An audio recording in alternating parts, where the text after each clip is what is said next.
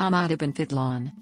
Ibn Fadlan, Arabic, Ahmad ibn Fadlan ibn al-Aḥbās ibn Rāšid ibn Ḥammād, FL.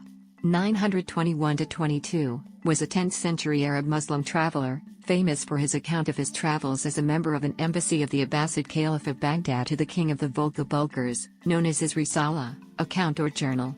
His account is most notable for providing a detailed description of the Volga Vikings, including an eyewitness account of a ship burial. Biography. Background. Ahmad ibn Fadlan was described as an Arab in contemporaneous sources. However, the Encyclopedia of Islam in Richard Enfry add that nothing can be said with certainty about his origin, his ethnicity, his education, or even the dates of his birth and death. Primary sources, documents and historical texts reveal that Ahmad ibn Fadlan was a faqih, an expert in Islamic jurisprudence and faith, in the court of the Abbasid Caliph al-Muqtadir. It appears certain from his writing that prior to his departure on his historic mission, he had already been serving for some time in the court of al-Muqtadir. Other than the fact that he was both a traveler and a theologian in service of the Abbasid Caliphate, little is known about Ahmad ibn Fadlan prior to 921 and his self-reported travels. The embassy. Ibn Fadlan was sent from Baghdad in 921 to serve as the secretary to an ambassador from the Abbasid Caliph al-Muqtadir to the Iltibar, vassal king under the Khazars, of the Volga Bulgaria, Alms. On 21 June 921, 11 Safar 309, a diplomatic party led by Susan al-Rasi, a eunuch in the caliph's court, left Baghdad. Primarily, the purpose of their mission was to explain Islamic law to the recently converted Bulgar peoples living on the eastern bank of the Volga River in what is now Russia. These were the Volga Bulgars. Another group of Bulgars had moved westward in the 6th century, invading the country that today bears their name, and became Christians. Additionally, the embassy was sent in response to a request by the king of the Volga Bulgars to help them against their enemies, the Khazars. Ibn Fadlan served as the group's religious advisor and lead counselor for Islamic religious doctrine and law.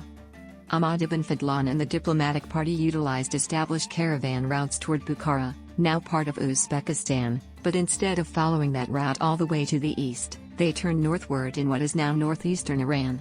Leaving the city of Gurgan near the Caspian Sea, they crossed lands belonging to a variety of Turkic peoples, notably the Khazar Khaganate, Oghuz Turks on the east coast of the Caspian, the Pechenegs on the Ural River, and the Bashkirs in what is now central Russia, but the largest portion of his account is dedicated to the Rus, i.e. the Varangians, Vikings, on the Volga trade route.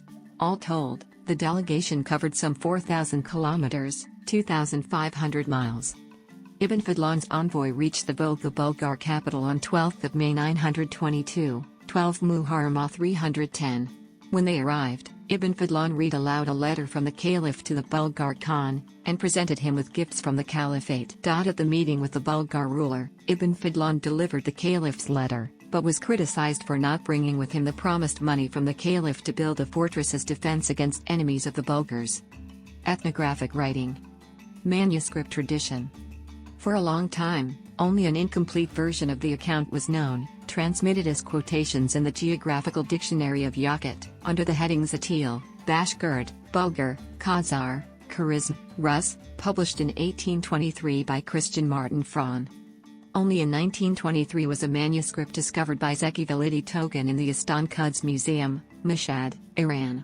The manuscript, Razawi Library MS 5229, dates from the 13th century, 7th century Hijra, and consists of 420 pages, 210 folia. Besides other geographical treatises, it contains a fuller version of Ibn Fadlan's text, pages 390 to 420. Additional passages not preserved in MS 5229 are quoted in the work of the 16th century Persian geographer Amin Razi called Haftiklam, 7 Climes. Neither source seems to record Ibn Fadlan's complete report. Yakut offers excerpts, and several times claims that Ibn Fadlan also recounted his return to Baghdad, but does not quote such material. Meanwhile, the text in Razawi Library Mississippi 5229 breaks off partway through describing the Khazars. Account of the Volga Bulgars. One noteworthy aspect of the Volga Bulgars that Ibn Fadlan focused on was their religion and the institution of Islam in these territories. The Bulgar king had invited religious instruction as a gesture of homage to the Abbasids in exchange for financial and military support, and Ibn Fadlan's mission as a faqih was one of proselytization as well as diplomacy. For example, Ibn Fadlan details in his encounter that the Volga Bulgar Khan commits an error in his prayer exhortations by repeating the prayer twice. One scholar calls it an illuminating episode in the text where Ibn Fadlan expresses his great anger and disgust over the fact that the Khan and the Volga Bulgars in general are practicing some form of imperfect and doctrinally unsound Islam. In general, Ibn Fadlan recognized and judged the peoples of Central Eurasia he encountered by the possession and practice of Islam, along with their efforts put forth to utilize, implement, and foster Islamic faith and social practice in their respective society. Consequently, many of the peoples and societies to Ibn Fadlan were like asses gone astray. They have no religious bonds with God, nor do they have recourse to reason. Account of the Rus. A substantial portion of Ibn Fadlan's account is dedicated to the description of a people he called the Rus, or Rusia. Western scholarship has generally assumed that he was describing Volga Vikings, the North Germanic tribes traveling the Volga trade route, though the identification of the people Ibn Fadlan describes is uncertain. The Rus appear as traders who set up shop on the riverbanks nearby the Bulgar camp. They are described as having bodies tall as date palm trees, with blonde hair and ruddy skin. Each is tattooed from the tips of his toes to his neck with dark blue or dark green designs, and all men are armed with an axe, sword and long knife. Ibn Fadlan describes the Rus as perfect physical specimens in the hygiene of the Rusia as disgusting, while also noting with some astonishment that they comb their hair every day, and considers them vulgar and unsophisticated. In that, his account contrasts with that of the Persian traveler Ibn Rusta, whose impressions of the Rus were more favorable.